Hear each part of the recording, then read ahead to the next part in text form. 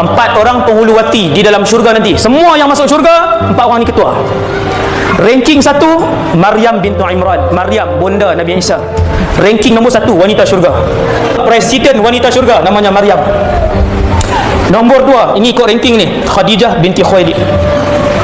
Tuan-tuan dapat anak, cuba pun nama Khadijah tak? Sampai mati dia tak buh nama Khadijah. Nama kampung ustaz. Dia ni nama kampung. Ni nama VVIP syurga. Orang bodoh dia tolak nama ni. Biar pergi kata habis. Bukan saya kenal siapa ke, saya kata kat siapa-siapa tuan. Wanita ketiga dalam syurga yang paling tinggi kedudukannya namanya Fatimah binti Muhammad. Nak buh nama anak Fatimah. Dia kata. Wanita keempat tidak ada yang kelima. Nabi namakan 4 orang saja. Yang keempat namanya Asia, bukan Aisyah. Aisyah isteri Rasulullah, tidak disenaraikan. Walaupun banyak pujian Nabi kepada Aisyah, tetapi ranking keempat namanya Asia. Tuan-tuan tahu siapa dia Asia? Isteri sah Firaun. Bukan dayang lah, isteri. Tapi ahli syurga. Bukan ahli syurga biasa, antara presiden wanita syurga. La ilaha illallah.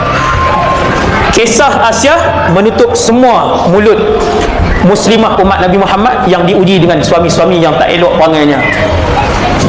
Kerana kalau perangai suami kita tak elok, antara suami kita dengan Firaun, siapa teruk lagi? Dia kata, suami saya teruk lagi Ustaz.